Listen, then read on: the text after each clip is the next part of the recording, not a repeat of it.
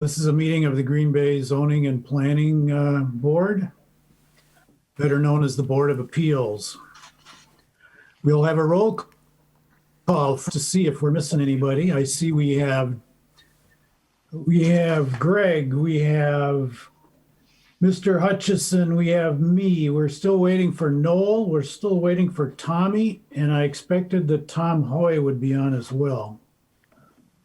None of them are on yet, right? Right. Correct.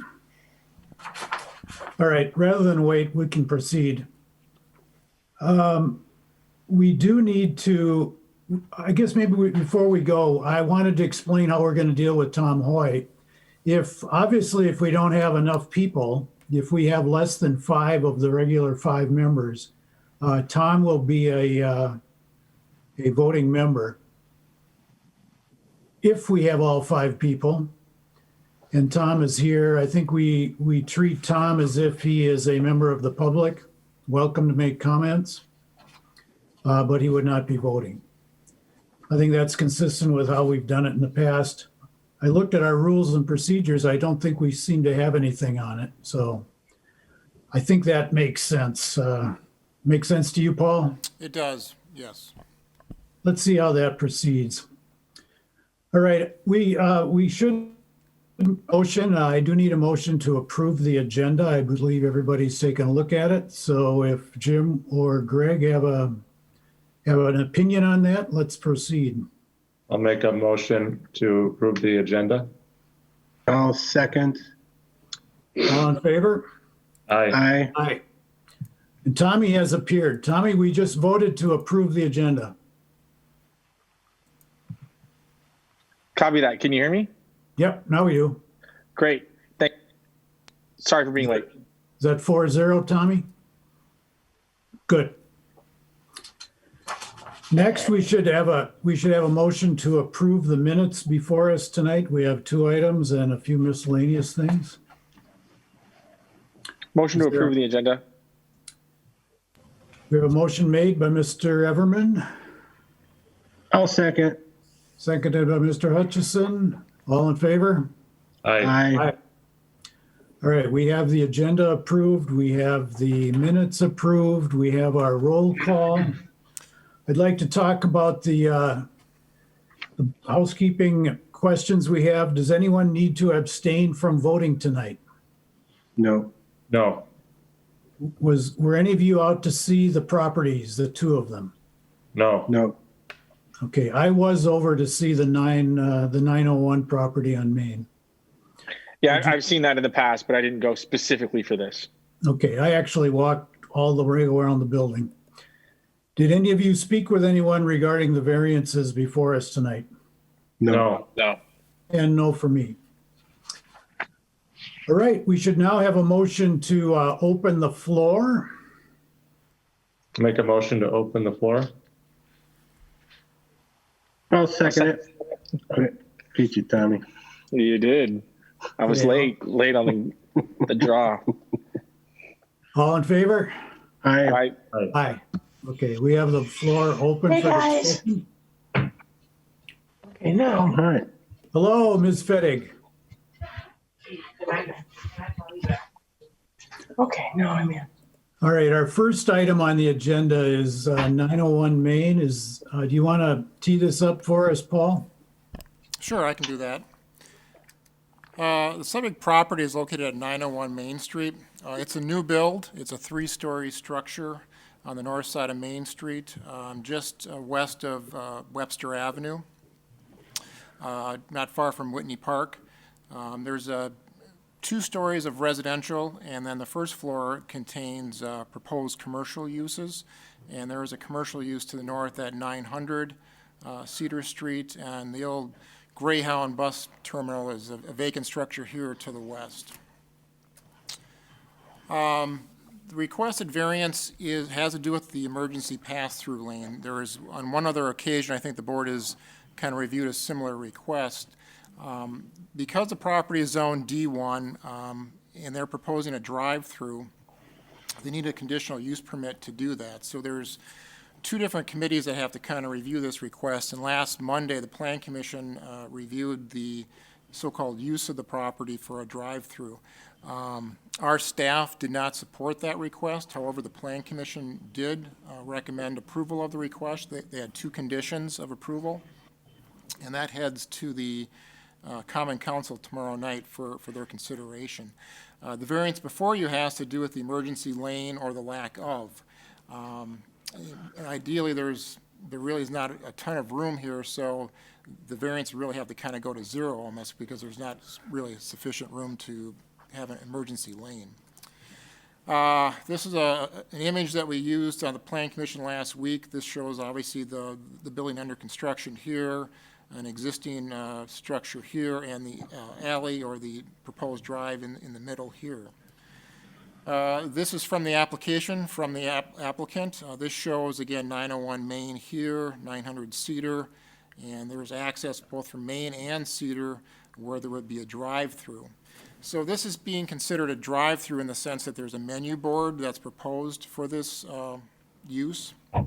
If there was not a menu board, we might consider it a pickup window, and they would not have needed the conditional use permit review, and they probably would not have needed the, potentially maybe would not have needed the variance consideration.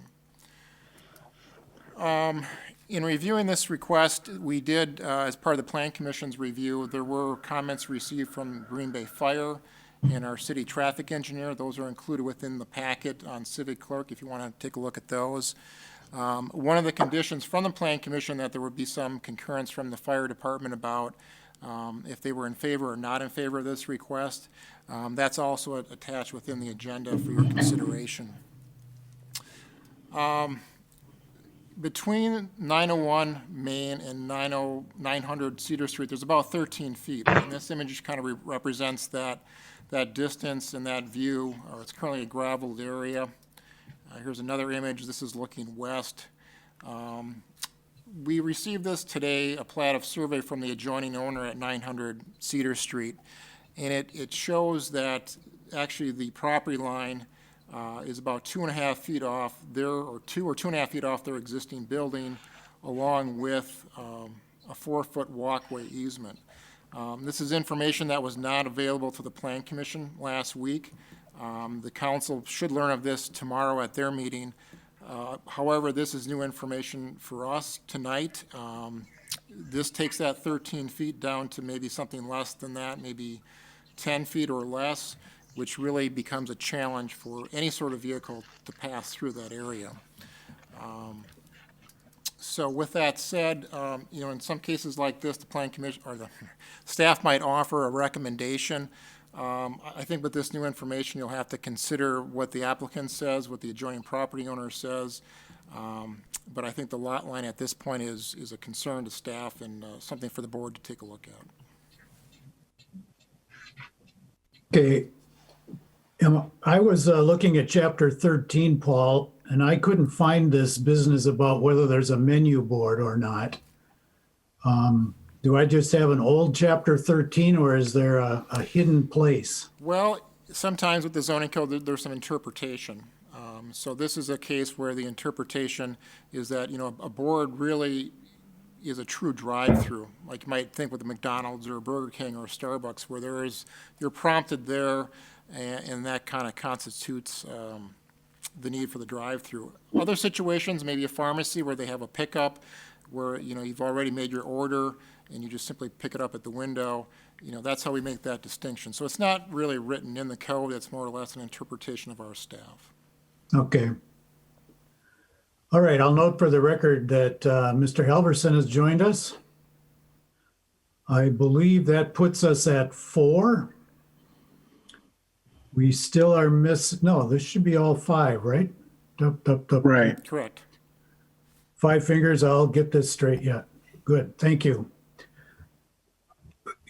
I noticed that there were some folks here, some other folks on the participation list. Could I have an idea of who is speaking for or against this item? Good evening, everyone. Garrett Mader, the applicant, so I will obviously be speaking for it. All right. David Bartakovsky, I'm speaking against it. I'm the owner of 900 Cedar Street. All right. And this is Executive Director Jeff Marcus of Old Main Street Incorporated, speaking in favor of the development. All right. I'm Alderman Stoyer. I'm going to listen to testimony on both sides and we'll speak accordingly if need be. All right. Very good. Thank you.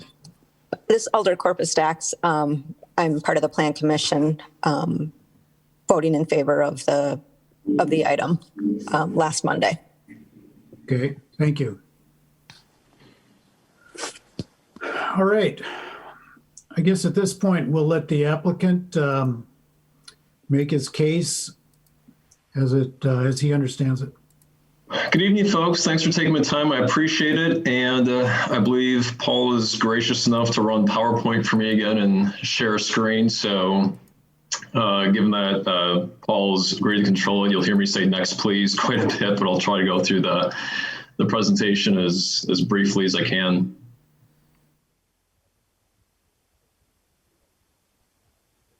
Sure, you can go ahead. Sure, I'm just waiting for the share screen. Just a moment.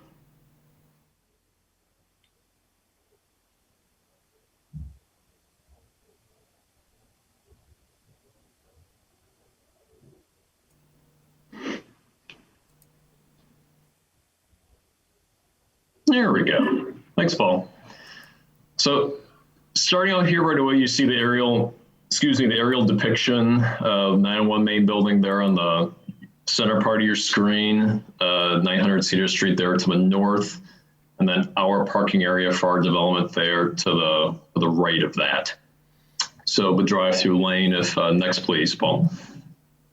Just looking at this stylistically, on a site plan, you'll see where the drive-through lane there in green would be designed along the north and the west side of the property where the traffic would exit. Next, please. Looking at it again from the east right now, that's roughly 11 feet. In fact, it varies from 11 to 13 feet based on where the building is there and the parking area.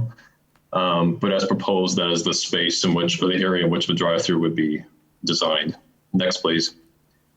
So just a quick update on, most times you see drive-throughs in suburban areas, of course. This is an example of a blow up from one in West Pier. You see that the drive-through width itself is 10 feet.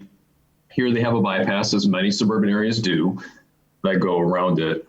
Next, please.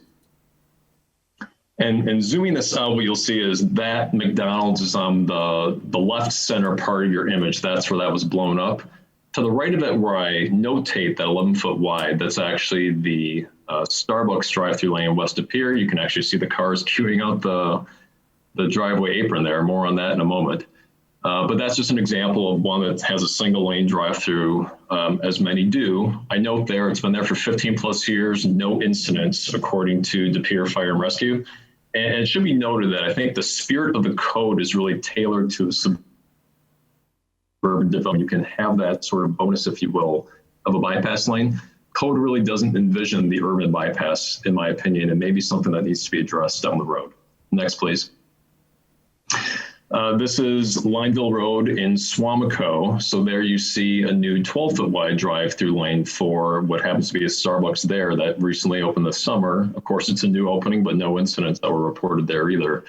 Again, a little bit wider, but still a single drive-through lane without a bypass. Next, please. This is the Burger King at Easttown. So for those familiar, right off Main Street, just to the south of the old Kmart, which is now U-Haul. Again, a single drive-through lane, butted up against another user to the south there, the BMO Harris Bank. 40 years in operation here, no known incidents according to Green Bay Metro Fire. Next, please. What I wanted to do is put this one in because a comment had come up at Plan Commission about, well, sure, those were all suburban ones. This is an urban environment. This is downtown East Pier for those who've driven in this area right off the roundabout, off the Cloud Alley Bridge. The city was proposed the Walgreens there. They really wanted it to be urban feel. And so the developer moved it up there with the agreement from the city that they would do what they call a crossover drive-through lane. So while you have the in and the out there on the left, you have where my little stick is pointing, the drive-through lane right up against the building where you then cross over. The point being here, we can have suburban conveniences in an urban setting. We may need to be a little bit creative, but they can happen and have happened In fact, for those that are familiar in Alloway with the new Zambaldi beer brewery, next to that is a credit union being built. It's so new, I can't get it on any aerial, but that'll be also a single lane drive-through that pulls around the side in between two buildings. Next, please. So takeaway number one, I think for today is the code limitation aspect, which of course is why we're here. And I think what we don't want is our downtown to reflect suburban design, which the code, again, I believe is geared to. Regardless, customers like suburban conveniences. And you see it with the drive-throughs we just looked at. When I built Whitney Park townhomes, my tagline was suburban convenience, urban lifestyle, that you would have those that love to be in and live in the city, but they still want some of those creature comfort from the burbs. So to make our downtown attractive to all users, combining those really has benefits. And that is part of the beauty of what I'm proposing here at 901. It tucks the suburban element away in the backside, and in my opinion, does not harm adjacent properties or public rights of way. And showing that single lane drive-throughs can work in the areas. And again, maybe the code needs to catch up to make the urban aspect of it maybe a little more palatable for those unique situations. Next, please. So here again is our drive-through width. And if Paul advances one more slide, this is roughly what it would look like with that drive-through lane going in. So you'll note there up against my neighbor's building, you'll see it's proposed as a mulch area and a curbing area that would protect the building. The red that you see there is the menu board. The black is the drive-through window. So there is space for that, in my opinion. And again, I'll come back to that, to the survey and the foot easement that was just brought up in just a moment. Next, please. So looking at this from a top down, again, the red is the menu board, the black is the window. We meet the queue requirements as required by code. That's 3 in front of and 3 after the menu board. And although there's no room for the bypass lane, we have plenty of asphalt around us for emergency access. And again, I believe the spirit of the code is that you would need emergency access to be able to pull up next to a car. Again, Green Bay Metro Fire has seen this and they said not a problem, as has traffic. Next slide, please, Paul. Just to bring up, because this came up at Plan Commission also, but it's a very low risk of public harm. We'd have to have over 14 cars in a drive-through lane to have any kind of the backup or really a clogging of the situation there. And if one more, please, Paul. What I note here is that this is not a Starbucks. And I showed a lot of examples before of suburban Starbuckses, and those locations can see 40 to 50 peak cars at peak hour. My operator is a local crew. This is a local operation. Their data from one of their other existing stores shows their peak is about 20 to 25 cars, meaning that would be half or less than half of Starbucks. So really the pink what you see and not the green. So I think all of that shows that the risk of what the bypass assumably would be needed for is very, very remote. Next, please. Here, this just shows up against the building. It's really only 57 feet that's directly inaccessible in case of emergency. And just given all the asphalt around it, did not see a problem with this. Next, please. So takeaway number 2, because I appreciate that you folks have a unique situation, more so than either Plan Commission or Smellers, where you really have statutory requirements that you need to adhere to.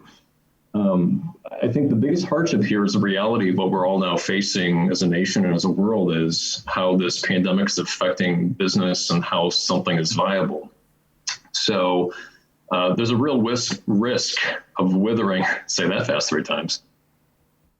There's a real urban renewal if that customer preference shifts and stays in the suburbs. And we need to be able to offer those conveniences with an acceptance of reasonable urban design limitations, like not having that bypass lane. Just in some of the talking I've done with some folks, it's very possible that a number of the local downtown coffee shops go out of business, given this reality they're facing, where their insides are not open and or are not patronized as they were. And drive-through windows have become now needed in many cases for survival. When you look at our downtown and others, I call it there the neonization and the swinging doors of patrons. You want those customer service, restaurant, retail businesses to drive that environment that people gravitate to, and that may go away if we can't adapt to how businesses need to survive these days.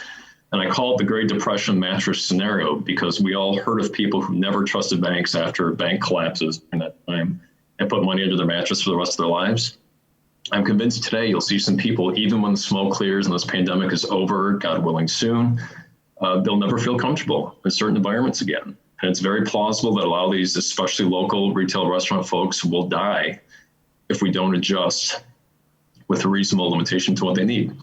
If Paul flips through the next couple of slides here, you'll see the Wall Street Journal did some articles last weekend on this. And you'll see this one here. It says how McDonald's, Chipotle, and Domino's are booming while your neighborhood restaurants. You see the image there on the right, and drive-throughs become king for a lot of these folks. Next, please, Paul.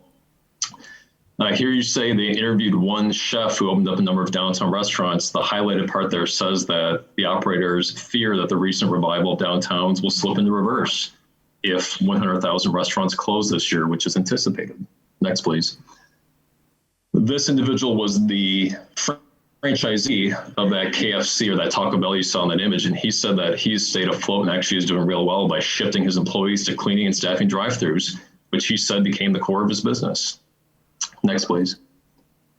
So, and I put in my application, and I just want to take a moment emphasizing that, I say this respectfully, of course, to your committee, that I do not believe this is an applicant-caused hardship. The world has changed drastically since mid-2018 when we permitted 901 Main, improved it, and began constructing it. What would have been a bonus, or as was asked before, and Paul talked a little bit about the menu board situation within the code that is warranting this need here tonight. You know, for any operator before, the drive-through or pickup would probably have been a bonus. Hopefully it's just shown it's really anything but. It's really a matter of survival for a lot of these folks. So I asked the board, respectfully to approve that this issue is really driving a change that we need to address and approve this tonight. Next, please. Obviously, we talked about code limitations. Of course, in a perfect world, I would take a bypass lane, but suburban areas offer more room for that than downtown, and I don't want to exchange urban character for those suburban design elements. My operator has far less than a Starbucks, low risk of that emergency need that the bypass addresses. There simply isn't the crush of patrons of a national chain. And again, both fire and traffic have no issues with it, and there have been no reported issues with those suburban counterparts. Number two, with COVID, we just talked about, but again, I think we need to do everything to help these local small businesses survive. And it's hard to develop projects like 901 Main if we can't accommodate the needs of the likely users of those spaces. Again, I don't believe this is an applicant-caused hardship. I think it's a once-in-a-lifetime, hopefully, knock on wood, pandemic. One quick note on what was brought up regarding the foot easement. So that foot easement exists. It is 4 feet, but keep in mind that's 2 feet on each side of the property line. So in areas where even 11.2 feet is the engineered minimum limitation there, 2 feet on my side still allows 9 feet for a drive-through lane, and your average parking stall is 9 feet wide. A car is roughly 8 feet wide. It can fit. And I'm not saying it'll be the coziest or something that I would ordinarily, again, design if I had more room, but that is possible, number one. Number two, the easement in question is from 1923, and based on research I did with my title examiner, most easements, footpath easements of that nature, have 40 years in duration as they're good if they don't appear in the public record within that amount of time after that. Obviously, 40 years would have been 1963, let alone now 2020 where we are, so roughly 100 years. I would argue that a legal finding could prove that that's no longer valid. Thirdly, the way that the language is written in the document, and this was an old land contract, again, from 1923, it reserves the area. It does not prohibit paving on it. Right now, it's not paved anyway. It does not prohibit that paving. Even if my neighbor wanted to argue that it should not happen because of that account, then I'll just stop the drive-through lane at the 9-foot mark and it won't infringe on the footpath easement. It's not preferred. I'd much rather work with him and find a solution that includes a curb, drainage that can really guarantee that it works for everyone. But I don't believe that that easement as it's written physically prohibits what is being proposed tonight. So thank you much. I'm happy to answer any questions that anybody may have. All right, thank you, Mr. Bader. I think what we want to do next is hear, I'll tell you what I want to hear. I want to hear from Mr. Bartokowski, and I want to hear from Mr. Merkus from downtown Green Bay. And then I want to ask some questions of Paul. And then maybe perhaps Mr. Stoyer may have some words at the end. And then we'll deliberate. So first of all, Mr. Bartokowski, you have the floor. You're on mute, sir. Can you hear me now? Yep. All right. Thank you very much for allowing me to present this to you. I'm at 900 Cedar Street. As Paul, if you could put up the that plat I found today.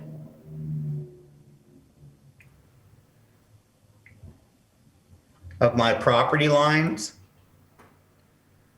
Yep. Yeah. That one there, I was lucky enough to have found that today. I was consistently told by Mr. Bader that his property went right up against my building. And as you can see here, this survey was done in '87 by a very reputable company and gentlemen, and you can see I have 2.43 feet from my building. And I marked it. Paul, if you could show those markers where I marked it there. I came to the building, that's 2.43 feet. I came off the building there and measured that from Mr. 901, and it was 9 feet or 10.9 on that, I think it was. Yeah, it was 10.9 from his building to my property line. As you can see, I have a bunch of rocks there that were placed there without my permission. They were just placed there. And if you calculate for a bump out, a curb, or putting structures up, it would prohibit me from restoring my building, number one. It's extremely too close, but that reduces it down to 10 feet, putting a bumper out there and such. I gave him a 9-foot wide curb. And then you add the easement, 4-foot easement there. So I went and measured my truck, and my truck with its mirror sticking out is 8 foot wide, and that is a Ford pickup truck. That would make it extremely tight space to navigate through that space there with all that put in place. I think it's a safety hazard. It's extremely close to my building, and the building was built in 1892. It is fragile. I have windows. Paul, if you'd show that slide again, I do have windows along the base of the building.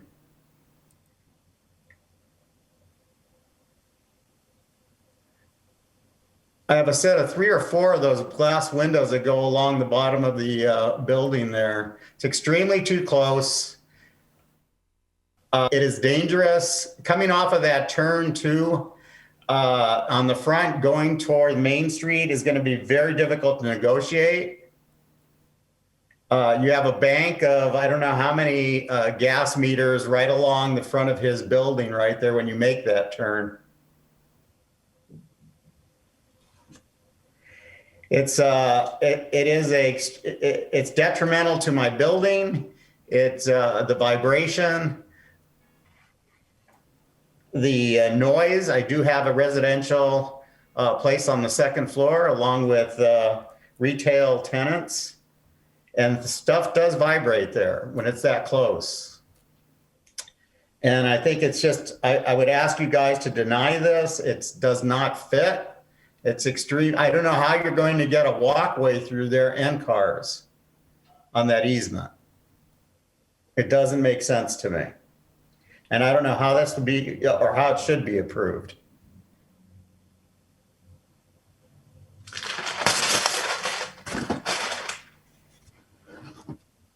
I was not, I was never notified of this, by the way. I did not have proper notification that, that the planning commission was going through with this. It was an hour before that actually happened.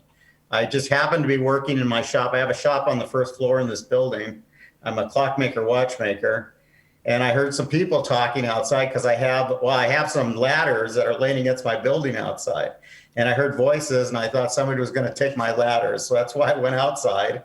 And there was Mr. Bader, Jeff Merkus, and Mr. Scanlon, Alderman Scanlon there. And I was informed by Mr. Scanlon that there was going to be a meeting taking place an hour from the time he told me. I had no prior knowledge of that, so I was unprepared to express my concerns. And just by chance, you know, I heard that this was going to you guys, the board there, for approval. And otherwise, I had not have known any of this was going on. And I take exception to the fact that I was always told that the property line went up against my building. And I was happy to have come across that plat, the 1987 one, showing I actually have 2.5 feet off the building and the easement. I think it's, I don't think we're comparing, when it comes to Mr. Bader's examples of single lanes, those examples that you saw today, there was not a building standing 10 feet away from it, or inches away. It just doesn't exist in any of those single lane drive-throughs. And that's for a reason, because it's dangerous. You can have fires, you can have stuff that you can't get to, stalled cars. It's just, it's a bad design. And I think, I don't think that the economy is going to fail if this is not approved. This economy will go on. I've been in this town for over 20 years now, through 2007 and 8. Depression, I would call that a depression. So this is, aside from all of that, you have to look at what is really what we're talking about here. And this is the space that's between the building. And that space is not large enough to accommodate drive-through, I'll call it suburban business or whatever. It's a dangerous decision here to allow it.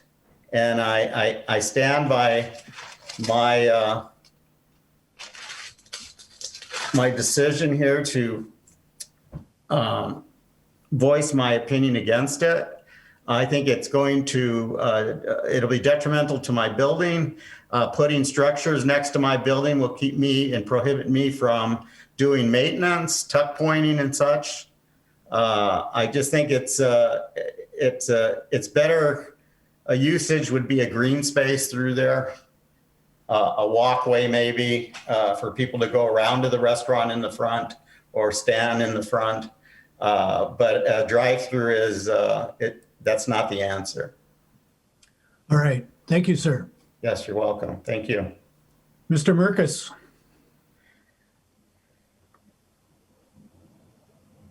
Good evening, everyone. I just wanted to add a number of comments. I really wanted mainly to speak on a positive vibe that's taking place in the Main Street District and some of the flexibility that requires to welcome businesses to our districts. Over the past 5 years, about 70 residential units have gone up or soon to, including 20 on this site and 23 just down the street at the historic Whitney School. And in addition, townhomes. So about 70 residential units. Businesses of this nature are the type that we would like to welcome. And there's strong street visibility. We believe that this would be an attraction to business development and residential development. Upon hearing that EMS and the Public Works Department did not have issues as of last week's meeting, those things contributed to our hopes that we would be able to work with a new entrepreneur coming to this site and taking what is now a vacant property, a vacant commercial space, and bring in an active business in strong demand. It's our hope that a way would be identified to proceed with the project. All right, thank you.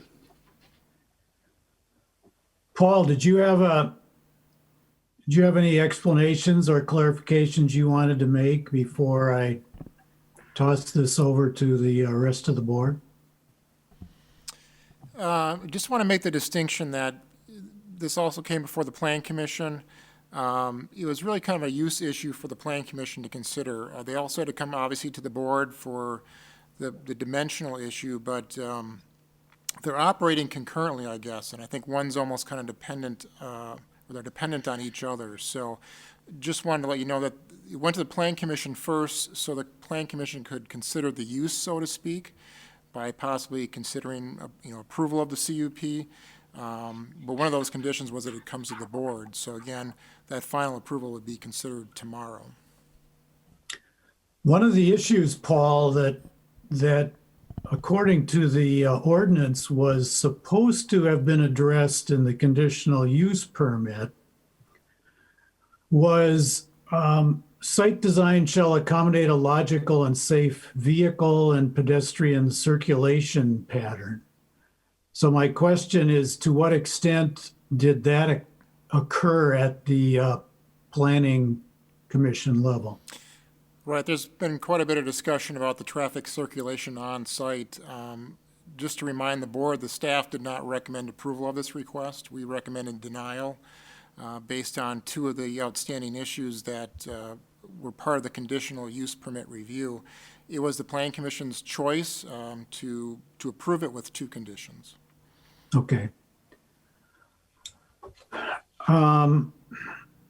Did the Plan Commission have somebody from the fire department there? I thought that I heard you mention that had been included. Right, so initially our staff person reached out to our city traffic engineer and to the fire marshal, and we got initial comments from them. One of the conditions of the Plan Commission's approval was that we get concurrence from the Green Bay Metro Fire Department that they did not object to the request, and that they do not object to that, and that is attached within your packet. Okay. Did they have an affirmative approval? I have not read the packet. I read the packet that I got in email, but I have not read the county clerk thing yet. I think it was more or less a non-objection. Okay. I don't want to read into their comments, but I mean, that's how I viewed their response. Okay, Alderperson Corpus Dax, did you say that you were on the Planning Commission? Did you have any comments to make?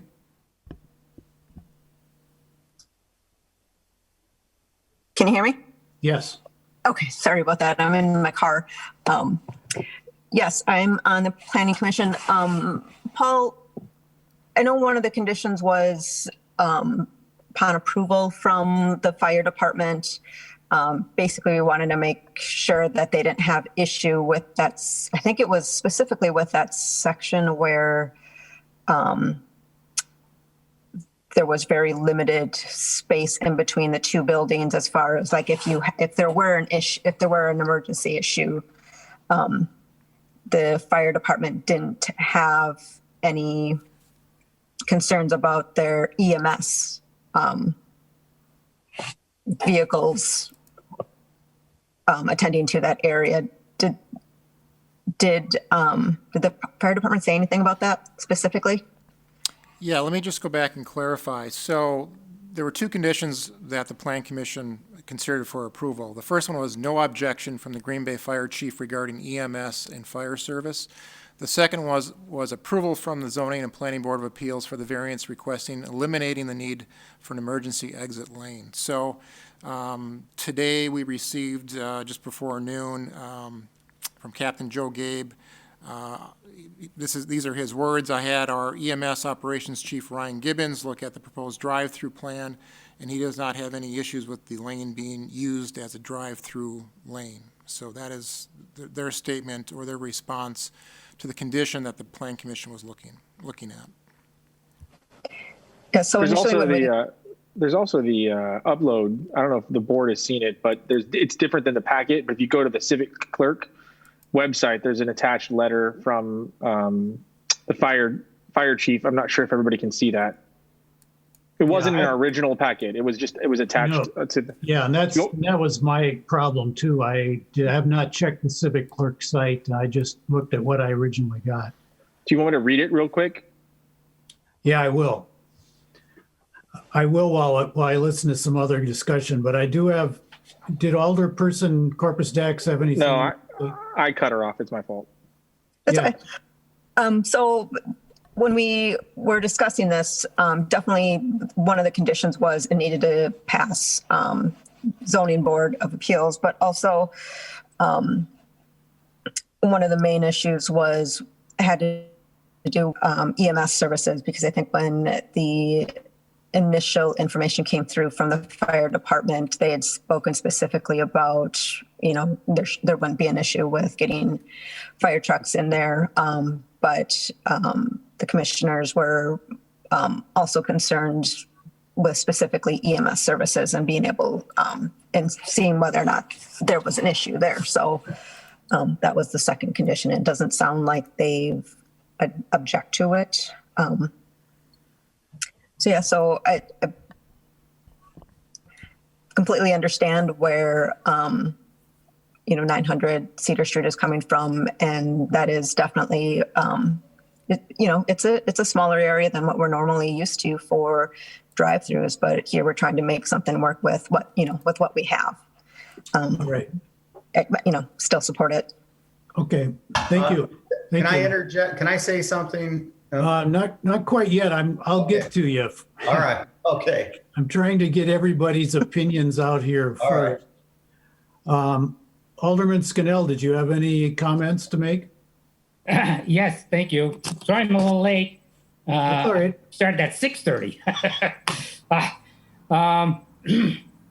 Yeah, I support the project. I understand David's concerns, but I think, we're we have an urban setting, and so we're going to have to make some adjustments to make things work in an urban setting.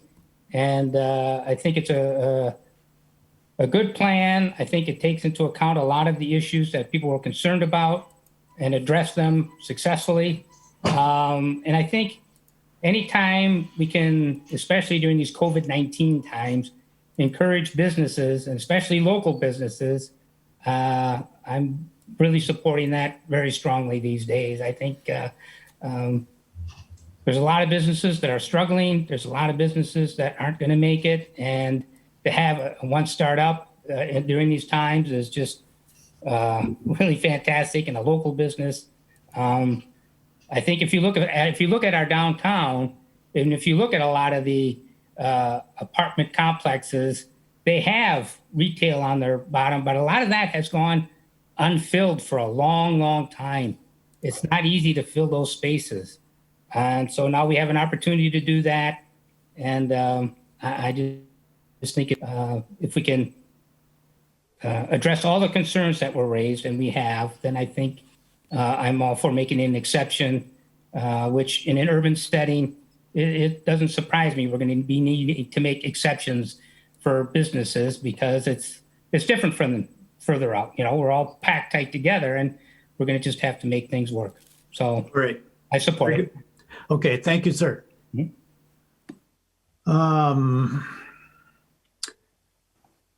Mr. Bartkovsky, did you have a reply?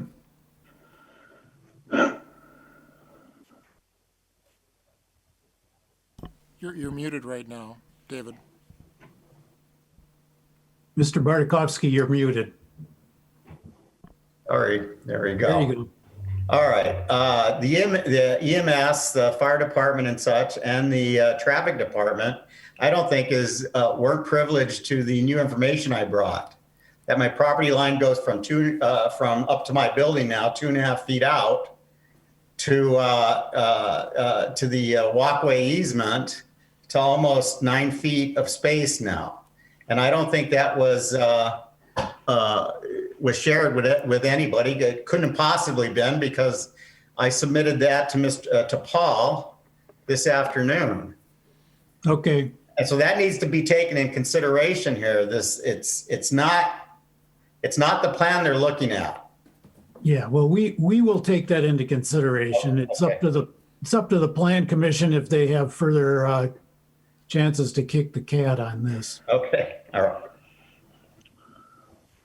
Paul, one question before I turn it over to the rest of the board for comments. If we have a property line 2.5 feet out from 900's building, is there then a setback that has to be observed by 901? No, not in this case. It's a downtown 1 district. Much like the commercial districts, there really is no setback when you're adjacent to other downtown zoning or commercial districts. So there is really no setback in this particular district. Okay. Okay, I have some strong feelings on this, but I want to turn it over to the board to ask questions of the applicant or Paul or anybody else. Real quick, Don, ahead, sorry. I think Garrett was raising his hand, and then did Alderman Stoyer have anything that he wanted to add about this, or is that he here for the other? I'm here for the other, but I'm also here for this as well. Okay. Garrett, Garrett had his hand raised, so yeah. I don't know if you. Go ahead, Mr. Bader. There are going to be memes written about how much time was lost for people finding the unmute button before they talk on Zoom meetings. Yes. I'll tell you what, I can reserve. I'll wait. With hearing that there may be some questions of me, I'll wait if it's not incorporated in some of those answers. All right. Thank you. All right. And I do not want to forget Mr. Stoyer, but I was going to leave him towards the end after we've had some further discussion. So, Jim, Greg, Noel, Tommy, go ahead and ask questions. Noel? Mr. Chairman, I just want to disclose that I work for a company that owns a coffee shop about a block away from this location. And as such, I think I probably am conflicted in terms of deliberating on this matter. All right. And would ask to be excused from discussion. Very good. You are recused. We don't have Tom on, so we will be voting with 4 tonight. Mr. Chairman, I've discovered Yes. I also have a conflict based on the people involved here, so I need to recuse myself as well. Okay, very good. We are down to 3. That is sufficient. So with Greg and Noel not participating in the discussion, Tommy and Jim and I guess, are the ones that have the roles here. So let me turn it over to Tommy and Jim while I go try to find that civic clerk stuff. Jim, do you want to go first? Sure. I've got a simple question of what is the distance between the 2 buildings? I'm a little bit confused with the new data with the property line, but what's the physical distance between the 2 buildings? I believe it to be 13 feet. 13 feet. And apparently at 900 Cedar Street, that property line was found to be how far away from that building? It was difficult to read, but I believe it's about 2.5 feet maximum. Okay, so we got 11.5 feet. I'm just doing this to get it clear in my head. 11.5 feet then from the property line to the other building. Probably 10.5 feet, wouldn't it? Yeah, 10.5. 10.5. See, that's why I like to talk out loud, so my math gets checked. 10.5 feet. Now there is a question of the pathway that was established long ago, and there's I guess in my mind, a question of does it still exist if the laws stays for 40 years or whatever. So that pathway then would cut 2 feet into that 10.5 feet? Theoretically, is that right? Or where is this 4-foot wide pathway? On the property line? I believe it's either side of the property line, yes. Okay, so is it centered on the property line or is it somewhere in between? I think it's very close to being centered. Okay, It's a shared responsibility between those Okay. adjoining property owners. and this is an old access way. And is it in question if it still exists or does it exist? I guess as staff, we can't speak to that directly. You know, our concern would be this is new information. We can't verify it. It would really take a land surveyor assistance to help us understand those circumstances, or having the property owners reach out to their professionals to provide guidance. Okay, well, that's good to know. And so in my mind, I'm thinking we have kind of a gray area here. We're going to be asked to make, and we have numbers that are gray. Okay, so it's making it harder for me to see what's actually being asked for by this applicant. I don't know exactly. I know the basic concept of what's being asked for, but with all the different angles that people are coming at this with safety and physicalness and vibration and all that, there's a lot of things that geometrically just are still gray. And I'm just throwing that out as a thought. So, okay, Tommy, what do you have? No, I concur. I know it seems like Garrett wants to speak to what you're saying, and so I'd be happy to hear comments, because to me, you know, obviously the access, I appreciate the presentation, everything, a lot of the measurements of single lane use driveways, as were pointed out, had, you know, space on either side for access and such. Does the building being there have an issue? And to see that fire, you know, doesn't have an issue with it. And if you read their comments, not the one that, sorry, Paul, but there's a different version of that letter that's up on Civic Clerk that gives more specifics as to why fire is okay with it. Like, it starts to alleviate the safety concern for me, but then I go, okay, is there more of a, did they know that there was 2.5 less feet when they were writing that email? And is that relevant? And I don't know the answer to that question. Garrett seems like he wants to speak to Jim and I's kind of thoughts. If I can, maybe, thank you. If I can provide just a little bit of color on both of those. So keep in mind, again, that footpath easement, because it's part of my title work that was done with this property. So I have it in front of me right now, and I'll quote from it if the committee will humor me. It is agreed that an easement of right of foot passageway only be granted over a strip of land 4 feet wide between the buildings that assumed, of course, that they ever had a building that was only 4 feet away from it, which would allow 2 feet of a north 65 feet and a north 2 feet of a south 90 feet. Now, not to get too much into the weeds of legalese, but that is 2 feet north of the property line, 2 feet south of the property line. And I'm happy to provide that to folks too if they want to see it. Keep in mind also that whether or not the foot passageway is still in existence, and I would argue that it's not, but we could get a legal opinion on that. I'm fine with that. It does not preclude someone from paving up to the property line. So from my site civil plans, it's 11.2 feet to the property line. And I'll just, one clarification, you know, in speaking with Mr. Bartkowski in the past, you know, the property line is not right on his building. I mean, it is, he's not wrong. It's 2 and change feet or so away from it. I have the civil engineering plans that show it. There's no dispute about that. But again, there's 11.2 feet from my building to the property line.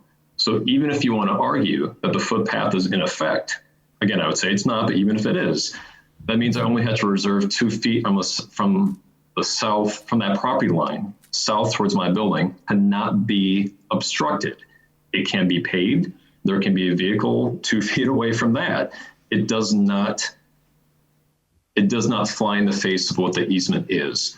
So I would argue, again, when you look at 11.2 feet that I can hypothetically pave from building edge to property line, the fact that a parking stall's 9 feet in width, that the average car is 8 feet in width, and that drive-through lane we looked at was 10 feet in width. However you want to look at those different dimensions, there is room for a paved single drive lane. Okay. Because there's I'm trying to compartmentalize. There's a lot of things going back. Oh, does David want to speak to what he just said? Are we allowed to do that, Mr. Chair?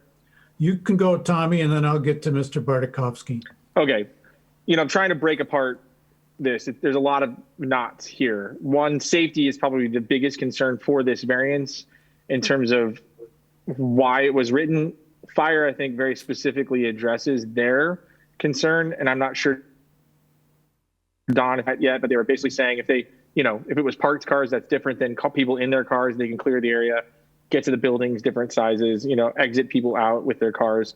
So they seem to think that being in between two buildings with the access on either side seems to not be an issue. So to me, safety seems to not be an issue. If they're, I have to defer to them versus me trying to think I know what safety is.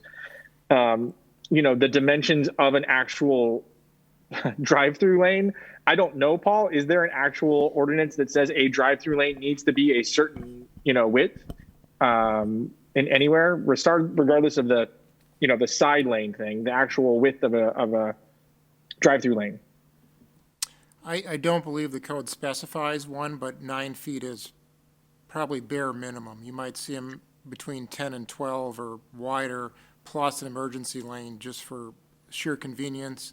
Again, with the narrowness, having a larger vehicle trying to enter and leave that space could be challenging, but there's not a dimension in the code that I'm aware of. And I was looking online while people were doing things, and 10 to 12 feet is, in all these different states, it says 10 to 12 feet, 10 to 12 feet. So we're in that. And to Garrett's point, the 2 feet of walking, still fits within his property lines. What makes me the most uncomfortable, and I think we've been in these situations before, and now as a one of 3 votes, is I like to see, a more amicable solution between, property owners, because ultimately they're the ones stuck dealing with this, and some sort of solution or compromise or some conversation happening between, hey, how is this going to work between the two people? And it seems like there's still brand new information coming out that is relevant to certain discussions. I can appreciate the pressing need of development and getting something in there. I'm being a small business owner myself in downtown, you want to see those buildings filled, but what you don't also want to see is have building owners, in conflict with each other right out of the gate, for me. And so, there's this potential feeling for me, is there willingness to have maybe a deferment for a month to get more conversation going about potential long-term solutions, or is it never going to be compromised and ultimately, we're never going to agree. And so whether we decide today or a month from now, we're in the same spot and we're delaying just making a tough decision. So that I'd like to hear a little bit the board's thoughts on some of that. Okay. And Mr. Bartokowski had the floor for a bit there. I just want to say that, if Mr. Bader is so concerned about the economy, he's literally putting a coffee shop that's about 300 feet away, the attic, which is diagonally across the street. It's hard for me to believe that they're not here against this as a business, a thriving business. They've been in business for quite a while. Again, we're not comparing apples to apples here with these single lanes. These single lanes, drive-throughs have no structures 12 feet away. They just don't. I can't think of one in town that does. Yeah, we understand that. And I do want to ask Alderman Scannell if he's got a comment here. Yes, thank you. I would like to comment about the attic. Actually, I don't see this as a conflict at all. What you want to do is you want to drive business to an area, and this will drive business to an area. And their model is different from the attic. What their menu is different. Their whole model of how they're operating is different. And if you will see in areas where several restaurants will be clustered together, it's because it generates people to that area, and those restaurants aren't really competing with each other. They're driving business to an area, and they all share in that sort of a rising, water lifts every boat. So I don't really see this as being competitive. against the attic. I don't think it's going to hurt it at all. I think they'll complement each other and help each other. The more people we can start bringing downtown for every reason possible, I think the more business all these everyone will have. So Okay. just wanted to throw that in. I've just got one Thank more you, sir. comment. Oh, Yes. I just have one more comment. I have been instrumental in bringing business to the Green Bay area for over 20 years now. I own the building over at 159 North Broadway, which is Prohibition Spirits. I have this building here, which has the photography studio on the second floor, residential apartment, and on the first floor, Sage, nonprofit art organization. So I'm very aware of business. I've been self-employed almost all my life. But I don't want to throw this out there. I want to stay with the facts here that we've reduced this space even smaller than it was. And I want to make sure we all understand that. I understand. I have some questions. Paul, it was asserted somewhere here, I believe even by Alderperson Corpus Dax, that this bypass lane is an emergency bypass lane. Is that the way it's understood? And is that considered part of the intent of the ordinance? That's the way it's termed in the zoning code, an emergency bypass lane. Okay. Now, I would like to offer to Jim and Tommy the question that is not satisfied in my mind as to whether we have a threshold here for meeting a hardship that is not simply an economic hardship. I guess that's where I'm struggling right now. I don't see how the applicant has argued in any other fashion than that the board is supposed to recognize the emergency situation and essentially bail out the economics of his building. And I'm troubled by the fact that it seems to me that this ends up being based totally on economy, and that seems to be something that we've tried to avoid in the past. Yeah, my thought on that, and I concur on that, it's difficult. We deal with this on personal properties all the time, is that we take the individual use out of the equation. We focus on the actual property for the next 100 years, right? Because that exception lives with that, not the property owner, but the property itself. And to me, that's where you we've been directed to kind of focus on the hardship. And so, yes, COVID is devastating many businesses, including mine. And so I hear that, I applaud that. Am I taking that into consideration right now? Not a lot of weight going in there. What I see the ordinance, and I do think there's an interesting point to be made that I think we've dealt with in the past meetings and going into last meeting, is sometimes ordinances are written with certain intent, and they need to be looked at or adapted or adjusted based on different landscapes. And I do think the applicant has made a good case in terms of urban development versus suburban development. And I do think a lot of times those things are in conflict, and we deal with a lot of that stuff with individual personal properties, with houses that were built in 1922 that just don't make any sense nowadays. And we take those concepts into consideration when people are trying to develop and use their land in modern day situations. And so I do think there's an element to a conversation about, is there an ordinance adjustment that needs to be had? Ultimately, for me, I go, safety. Is there a safety concern?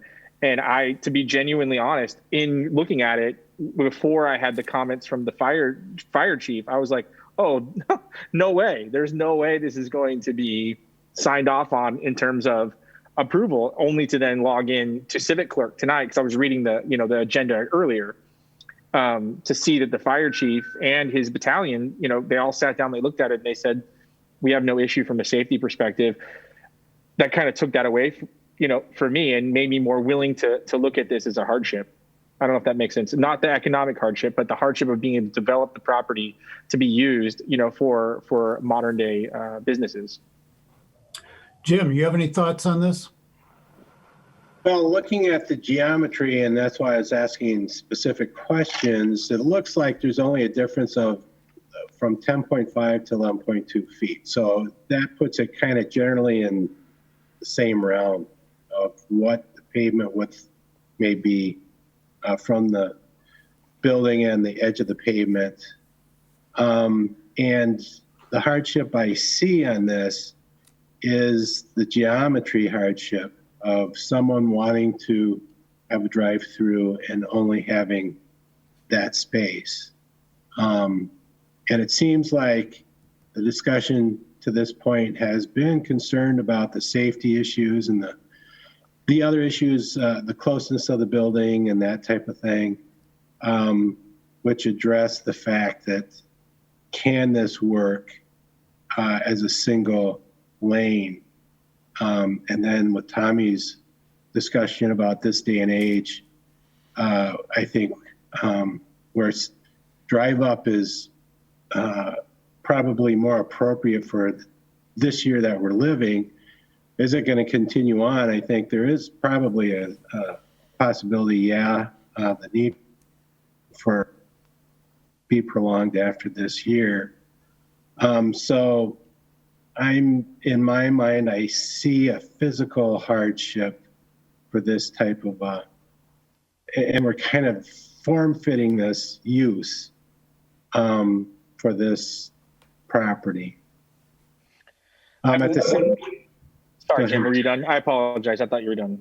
well, the thing that kind of rifles me a little bit is the neighbor didn't know about this ahead of time. I think if there would have been ample time ahead, there could have been maybe things worked out.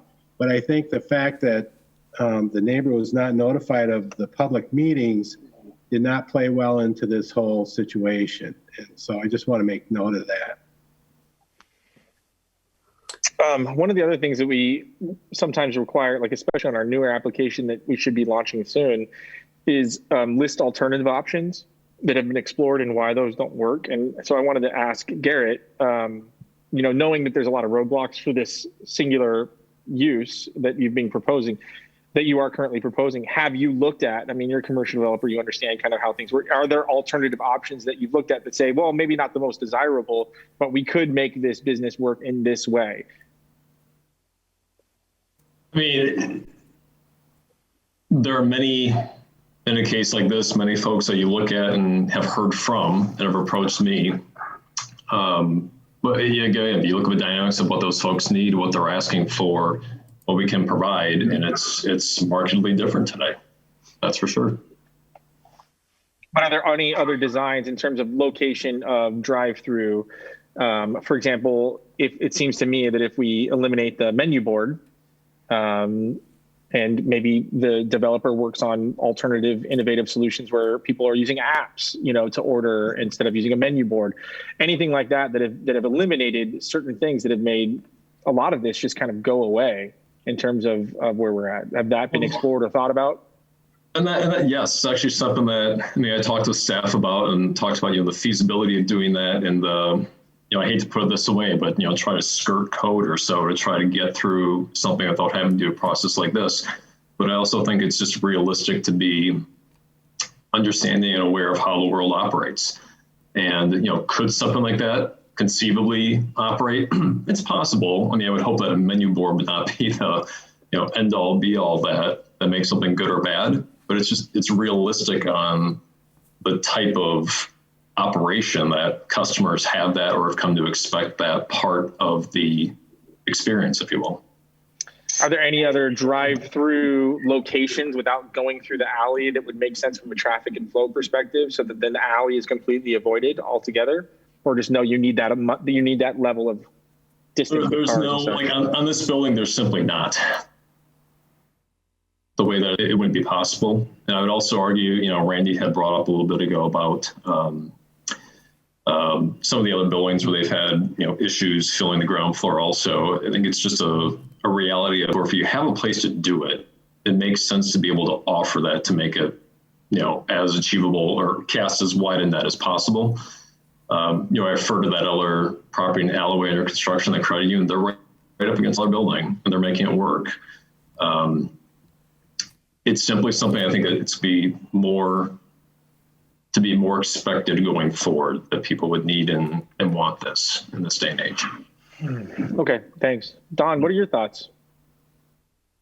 I'm opposed, and I am opposed because of the economic threshold. I'm just very troubled by us using an economic hardship as a basis for us granting a variance in this situation. We have a clear ordinance in front of us. I have not seen sufficient hardship presented in a non-economic way that enables me to satisfy that threshold. Yeah, even with the fire chief, I mean, in theory, applying the concept of that ordinance is there. I don't know if you agree with that, is for safety, emergency, and the emergency people are looking at it saying, we have no problem with this. Well, they have no problem with it with the terms under which they've had it presented to them. We don't know what kind of drive-through usage this could have in the future. It may be a different type of tenant altogether. And in that case, it's a different ballgame to have that much activity, that much driving going on through an area that I don't believe was ever considered as a possible use of that alleyway between those two buildings. Right. Clearly, there was an intention to have a walkway through there. And to the extent that that's still valid or not doesn't matter to me, but that was the intended use. Granted, that was probably 100 years ago, but that building next to it is also 100 years old. And I guess there's a number of things that bother me here. There's also the whole notion that we have a health issue before us that is affecting the way the Board of Appeals should consider granting of variances. We don't have a situation where the applicant believes that his health or the health of his tenants needs to be affected by some sort of ordinance. It's his economic benefit that is being affected here. And he's using the situation of a epidemic to be the catalyst for the concern.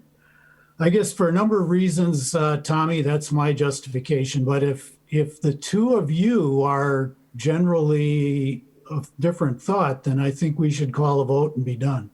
Yeah. But before we do, I had promised Mr. Stoyer a chance to talk towards the end, and so I'll let him weigh in at this point, now that you've heard all of the discussion. Well, thank you, Chair. I did have a chance to sit through the Plan Commission meeting as well. It was quite lengthy. And, you're aware that the planning staff did not want it, but yet Plan Commission passed it. Now it goes to City Council. And I guess that's one of the questions I had. I was going to ask Paul, I mean, if depending on what happens with the vote here, how will that affect our vote tomorrow night? Is there any thought on that? I suppose if the board granted the approval tonight, that would be in their favor, I guess. I don't know that it would impact the council's decision necessarily. Well, many times when you have decisions to make like this, you normally have a little more time. So I just want to bring that forward.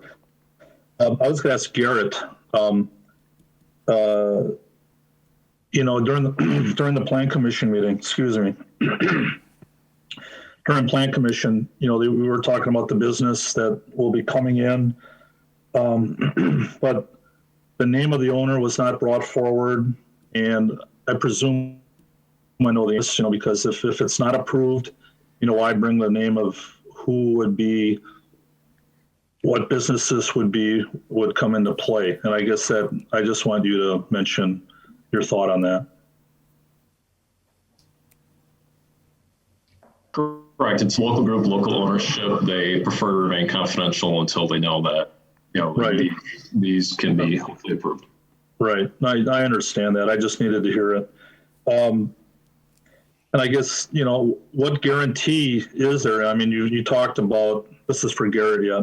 You were talking about there shouldn't be a crush of customers coming through, depending on who the business is. If it's a local business, maybe they won't do as much business as a Hardee's or a McDonald's. But what kind of guarantee is there with something like that? You can speculate that, well, from 9 to 11, it'll be busy. It won't be busy this time.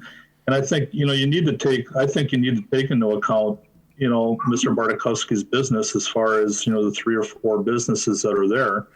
I think it's important at least to understand the hours are and how that might affect his business as well. So I guess that I'm just throwing that out to you as well. There's no, many things, Mark, you can't guarantee life, of course. I mean, we would want a business to be successful. Of course, there's kind of a sweet spot, like many things, where you almost don't want them to be too successful. I think data shows that it will be respectful. It's not a destination per se. It's a quick service and people are out. In terms of proposed hours, it's 6 or 7 a.m. They're not sure yet until 2 p.m. So it's not an all-day thing. It's not a 24-hour thing. It's very limited hours. Okay. I do want to mention too that I have voted over the 9 years I've been on council on several projects that Garrett has had and also that David has had, and I've supported them on a number of other business ventures. So this is kind of difficult. I wanted to ask David. The offices and the windows and all that are close to that alley or right on the alley. What kind of effect do you feel that would specifically have on those businesses? You mentioned vibration, this, that, and the other thing, but what else, your worst case scenario? Yeah, I think they're not considering the air quality with cars that are in line emitting exhaust between 2 buildings. Windows that are open, smelling all of this, the vibration. The building was built in 1892. It's been restored inside, but has not. I'm just starting to start tuck pointing on the outside, the whole building. Each face of the building is $10,000 to tuck point. So it's a $40,000 project. It's just the area is much too small for this. I have on the second floor, like I said, I have a tenant on the second floor.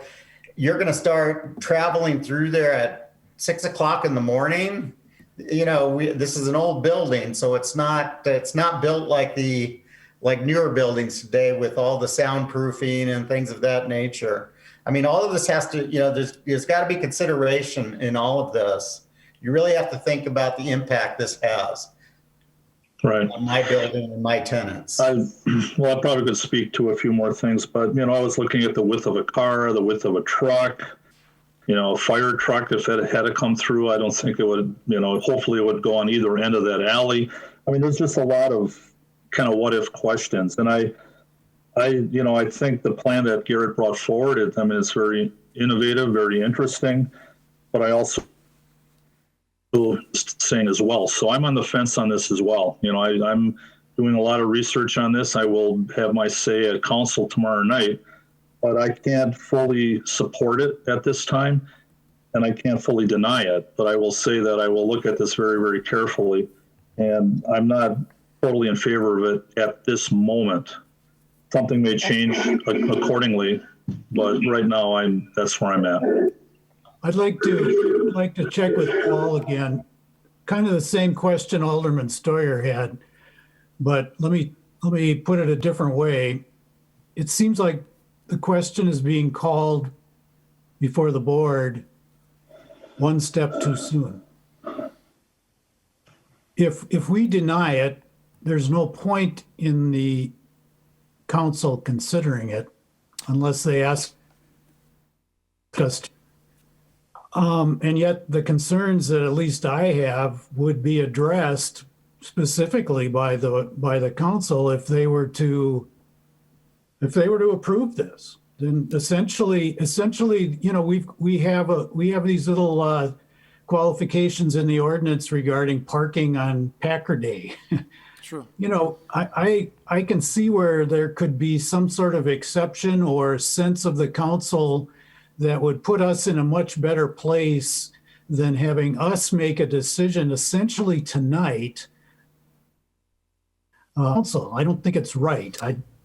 I hate to say that I want to punt, Paul, but I'm looking at you to wonder if the order is wrong here, or if there's reason to put the question before the more appropriate people before us. You can certainly punt, and I did not do a very good job of answering Alderman Stoyer's question initially. So the condition from the Plan Commission was approval of this from the Zoning and Planning Board of Appeals for the variance request, eliminating the need for an emergency lane. If you deny the request, I think the request at council fails because they did not obtain the approval. If you do recommend approval, then certainly the council can move ahead and consider the request because one of those conditions was met.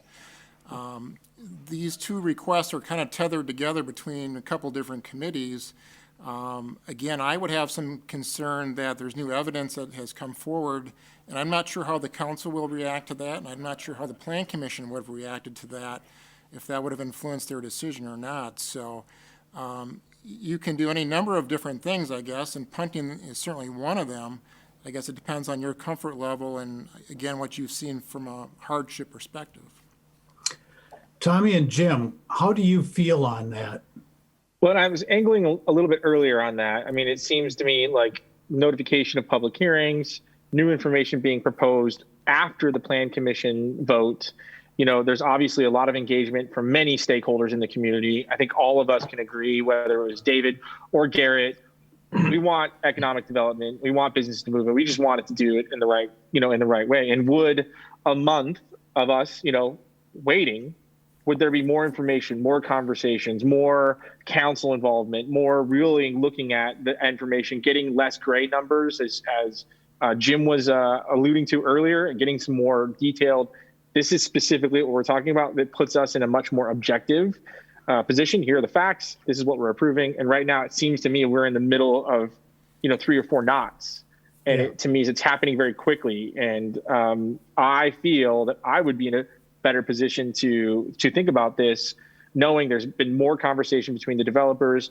The council is on board with understanding, what's involved, the actual pieces, everything that's going on. And now it's, okay, cool, we're ready to go. We just need approval for a variance. And to me, that puts me in a much better position than I feel that I'm in currently.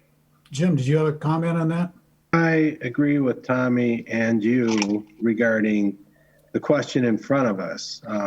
So it makes sense to me that we would hold this until next meeting to make a decision. Okay. Alderman Stoyer, you had a raise your hand. Well, things are changing by the second here. Thanks, Chair. I was going to ask Garrett, it's like any other project, what kind of time sensitivity do you have on this? I mean, it's like anything else, when you get a plan going and blah, blah, all the different developers and different things that come into play, site plans, all that stuff. What do you got? What kind of time sensitivity do we have here? There's not a mad rush here, Mark. The work would likely be next spring. So okay. It's not like we're, in many cases you try to pour concrete here in the fall, but before it gets too chilly. Right. But I would remind the committee and Paul, and as I was talking with him and Dave Buck on this too, we talked about it's a little bit of a chicken or egg situation. Plan Commission had to do their part, Variance Board needs to do its part. And this similar discussion came up actually during Plan Commission where it was, which way should go first. And Plan Commission to hear was the more logical step. So while I have no problem if there's a desire to pause or have more conversations, I guess it would leave me wondering what and from whom or from what committees is the conversation desired? Yeah, let me introduce a mea culpa for our board. For the benefit of the older people that are on, we try to do our job when we, we're here to make sure that the commerce flows smoothly. ordinarily, I would not want to punt this back in a situation like this and say, sorry, council, we can't figure it out. We need some sort of sense from you. However, the council is already going to have to do some consideration on this. And so we're not exactly saving you from the discussion that you're probably going to have anyway. So in this situation, I would rather have us not be the point people and potentially act for the board. I would rather have act for the council. I would rather have the council make this decision first, or at least to have this discussion first, and then have us put this off for another 30 days. In 30 days, when we meet again, we would have an idea of what the council heard and what the sense, perhaps, of the various aldermen's comments were. At this point, we only have an ordinance in front of us and our own thoughts on how well the arguments have been presented. Go ahead, Mr. Stoyer. Thank you, Chair.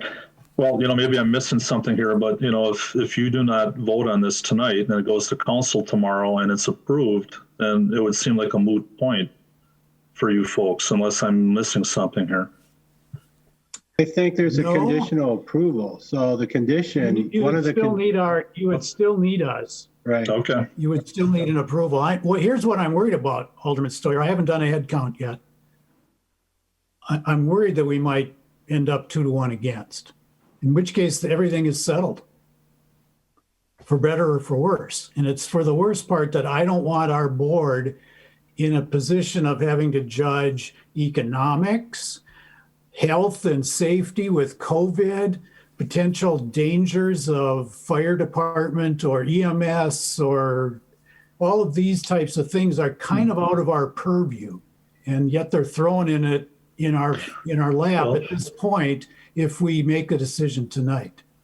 No, I can't disagree with you, but the other alders that are here might agree that we have had many decisions or things that we've had to deal with locally that we normally might not have had to lately. I mean, there's been a lot thrown at us locally. So I'm not saying that's as an excuse, but I'm just saying that, we've had a lot of hard decisions as well. So we're just looking for direction a little bit, and that's it. Alderman Scannell? Yes, thank you. I think what we would like to see from the council end is we're going to kind of actually lean on you and you're in the nuts and bolts, and we expect, we kind of lean into your expertise. And so if there's something you need specifically from us and you need more time to get something specifically from us, something specifically from the developers, I don't think that's a problem. Fortunately, we got the time to do that. And it'd be good if there'd be something specific you would need from us. Because what we really would be doing is if you denied this, I don't know that we'd be pulling it and going against your, what I'm going to say, expertise. I think for me, the issue here is we have an ordinance, and you're the ones who deal with the ordinances, where the rubber meets the road. You're really dealing with it. We don't have so much at the council. We'd be looking to you if you said, this ordinance has problems. These are the problems we see. These are some possible solutions, and then toss it up to us as we would then, work out the policy issues. But other than that, I don't know that we would pull this and sort of kind of do, take the place of your commission, where we would say, this is what we, what am I saying here? I guess we would be willing to, I think we can help you with anything you need, but we need you to help us come to a final conclusion. Does that make sense? Yeah. Okay. Tommy, you had your hand up. Well, I just wanted to say, we do have a lot of aldermen on the phone or on the call, and I think this is a perfect example of sometimes, what we deal with as a board is that we have ordinances, and we were talking about this as a board separate from all this. We have ordinances that come through that maybe need to be looked at, and that maybe need to be evaluated. Suburban ordinances, urban development, all these different things. And I think Garrett brings up great points, and I think David would agree to that with even prohibition, certain developments that he's had. You kind of have to look at them and go, okay, does this parking, all these different things, do they work in the downtown structure? And so sometimes we're put in decisions to make decisions for property owners, and we're not elected officials. We're not elected by the community to say, oh, this is what you can or can't do based on an ordinance that we go, ooh, does that even work anymore? And so I think it's, while you're on here, I think it's a great reminder that idea that you just said is exactly the type of communication you want to be having, is like, hey, we're in this spot where we have an ordinance. It doesn't necessarily make a lot of sense here. What is the council's opinion on this ordinance? Since you are, you along with the planning commission, all the different people involved, write the ordinances. And so that's a good call out while we've got people engaged to say we're in this situation a lot, whether it's a driveway expansion, in an older home, or, it's all over the city. There's all these different, places, and we don't want to be the one that is creating these cookie cutter solutions through the whole, through the whole city. So it's a great line of communication between the alderman and us to have, hey, here's a problem spot. We should look at this, and we should maybe see if we can advance the city of Green Bay to look at ordinances and say, okay, cool, maybe they should be developed in a more modern age. And that's all. It's just a comment on the broader relationship between the two. And I think if Tommy and Jim, excuse me, Alderman well, I just thinking, and if, that dialogue would be great, I think if you give us the problem and your input on the problem, I mean, the details, I think then the council's got something to work with, and right, and we can get that back and forth. Yeah. Cool. Tommy Sorry, and little Jim, derail. Tommy and Jim, do you believe you have, you're ready to take a vote tonight? Well, between I guess take testing for a month, I can vote on that one. but again, I see, like you said, there's almost a cart before the horse here, because if we vote 2 against it, it fails. And then by rights with the conditional approval, that fails. And so that's failed. If we vote 2 positive and then new information comes out tomorrow or whatever during the discussion publicly that may have swayed one of those 2 positive votes another way, then I think, we're put in a hard position here. And I don't see an issue with us waiting a month that overrides my concern of that issue.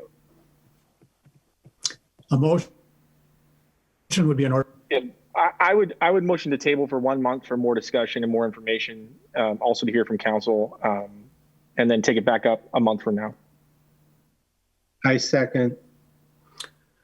We have a motion before us, made and seconded, to delay our consideration on this for 30 days. All in favor? Aye. Sure. All right. Aye. Okay. Done. Thank you. All right, we'll move on to the next item. Thank you all. We'll keep working. All right, Okay. Thank you. Noel and Greg, you can come back now.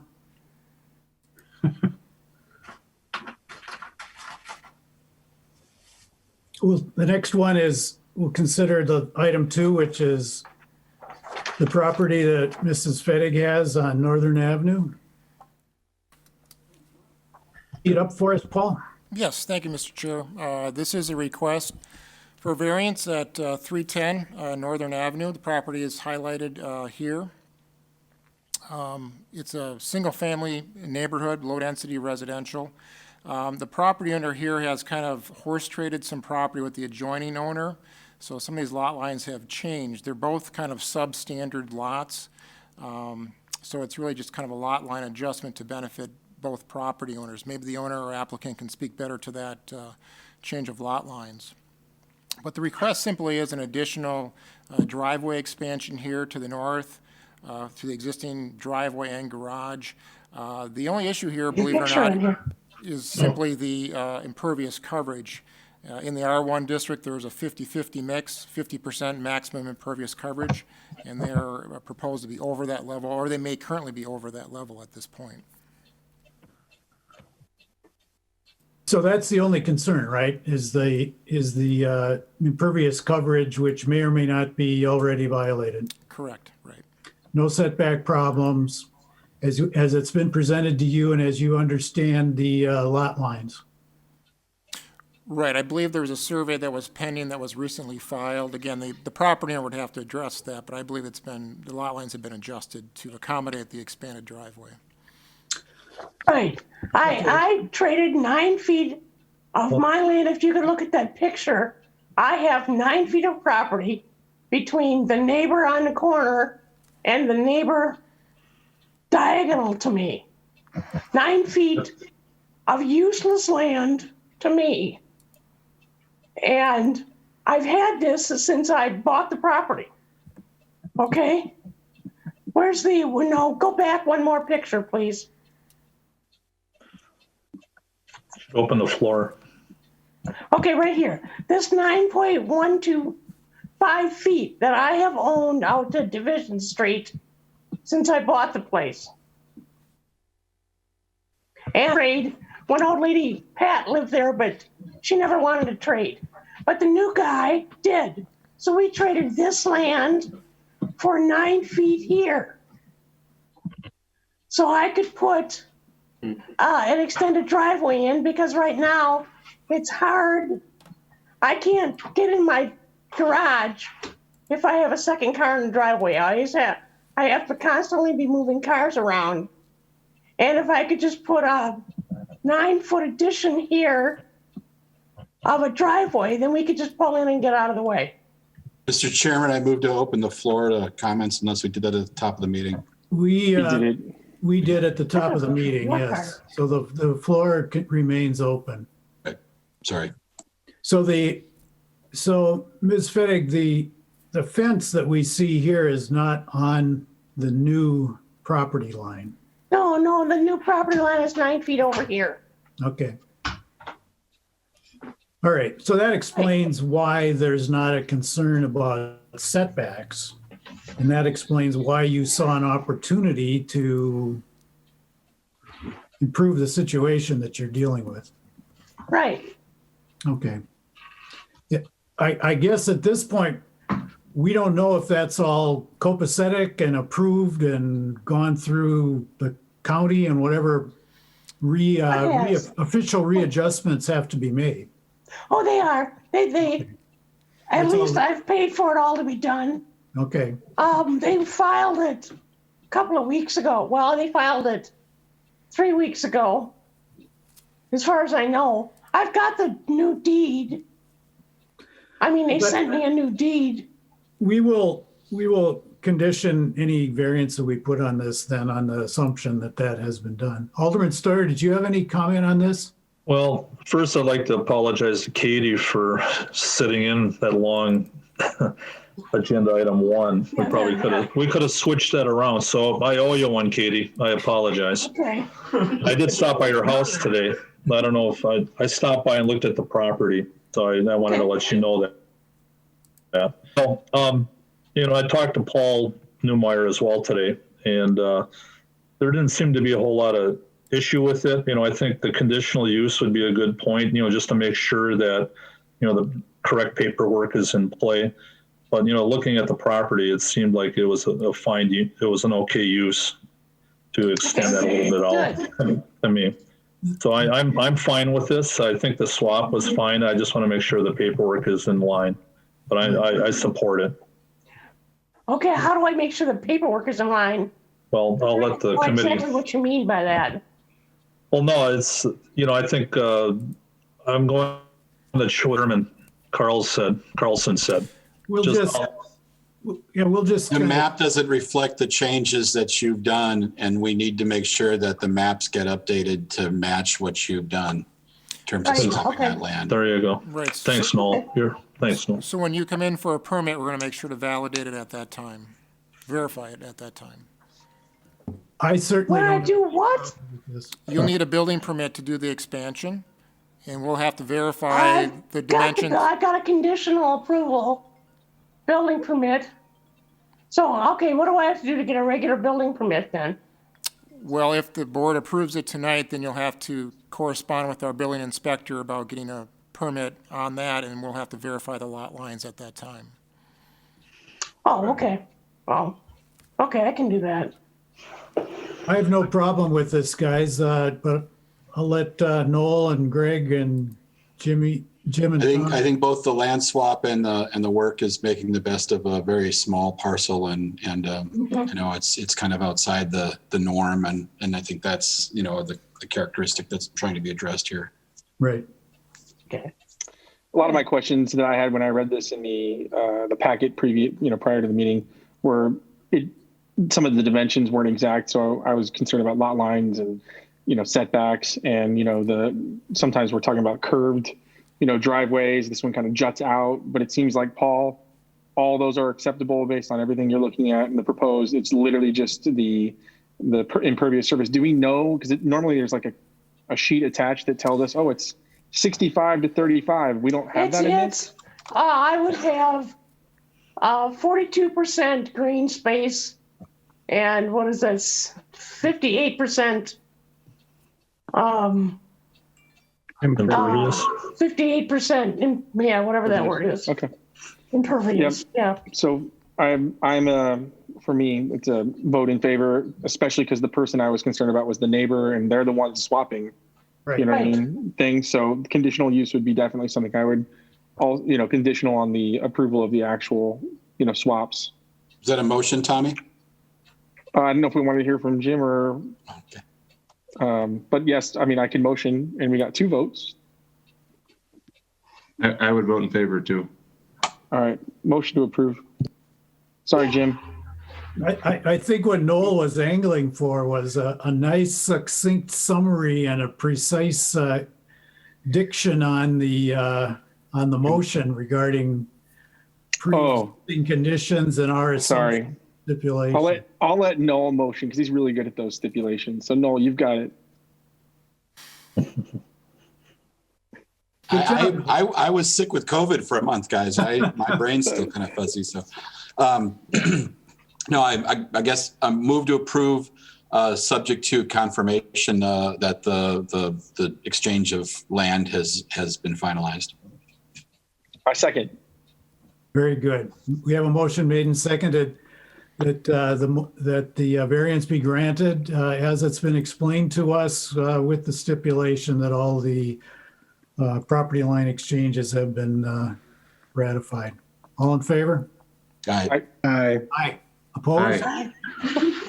I think it's 5-0. You've got your variance. Thank you very Okay. much. Thank you. Thank you for your patience. Welcome, Katie. Now, what do I actually have to do to get a permit? Talk to. You should Paul. contact our office. If you've been working with an inspector, I'd reach out to that inspector. And Chad? Is Chad an inspector? Well, unfortunately, Chad is no longer with the city. I'd have you talk to Pete O'Connor in our office. He can help you. He quit over this? He had another opportunity. Pete O'Connor? Okay, Pete O'Connor will be your contact, yep. okay, thank you. Sure. Are you an entertainer, Katie? Because I'm ready. I could be if that's what it takes, I'll tell you. All Okay. right, folks, it's Thank been you. a long night. I think we have to do 2 things. We have to close the floor. So moved. Second. All in favor to close the floor? Aye. Aye. Okay, now we need to talk about whether there's any informational items that Paul wants to bring up with us. I can leave. You can leave. Thank you, ma'am. Yeah, just real quickly, I want to bring up one thing here. I think there was a request at the last meeting that we kind of put together a spreadsheet of item activity throughout the year, so to speak. So I'd like to take a lot of credit for this, but I can't. Jesse basically had this already done. I added 2 columns to the right which are the historic district and the floodplain. So we've already been tracking these, but we should make these available to the board members. So I've kind of got them broken up by quarters here, and we can do that every 3 months. If you want to see them every month, we can certainly do that. But should be in a PDF document within the civic clerk as an attachment. So you're welcome to go take a look at that, and we can certainly add to this. We can modify it as necessary, but I thought this was a good start. So, Jesse's already been on this, tracking these already. Okay, excellent. Can I ask a quick question? Paul, is that for this year only? I mean, can you go back in time, or are we just starting fresh with this? I think we can go back in time. I'm not sure how far. I think Jesse may have been doing this for some time, but I'm not sure how long. I don't know if that's something the board would, any type of information or spreadsheets or that a board can have as well as council, I think is very important. So. Yeah, that was the intention here, Alderman Stoyer, was that for our benefit and for you to try to highlight and explain issues that repeatedly come up that we have to deal with, that type of thing. So I think what you got here, Paul and Jesse, is great. I want to look at it further. And if we can go back further, maybe Jesse can tell us how much work that's going to be. Tommy, you have a comment? No. Yeah, no, I was flicking my pen. But yes, thank you, because this is something I've been talking about for a while. I think this is great, and I'm glad we have an alderman on the phone, because you're exactly right. This is data that we can provide back to them. They can look at their district. I would even see, is it possible to be an attachment as a spreadsheet? I know it goes in the packet as a PDF, but some sort of way so they could data sort, so they could see, their own individual, district, and they could say, oh, this is what's going on in my district for the last year. And then the other idea would be, is there a way to broadly categorize what the item is and a column to say driveway or parking, or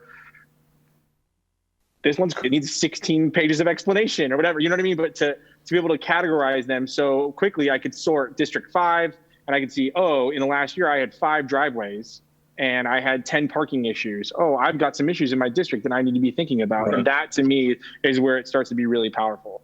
Yeah, well, I agree. One of the problems I think that's a great point, Tommy, but I think one of the problems that we've had in the past is certain committees don't report out to council. So, we don't always get the information I think that we need from your committee or mission or from the sustainability. Well, maybe we do from them.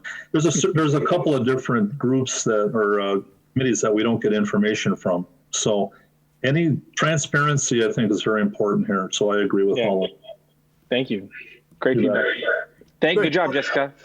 Maybe Paul, we should what the committee should, what the board should do is look at what Jesse's put together. But then in the meantime, Jesse can comment on how much extra work is involved with going back 2 years. And also then to Tommy's other suggestion that it stay in, Excel form, so it can be sorted different ways. Sure. Yeah, we can look into that. Good. Great job, though. It's good. Good. Progress. I think we need a motion to adjourn. So moved. Second. Great. We have a motion made and second. Before my voice goes, all in favor? Aye. Aye. We're done, gentlemen. Thank you very much. See y'all. Yep, thank you. Good discussion. Good night. No, I meant no. No, he left.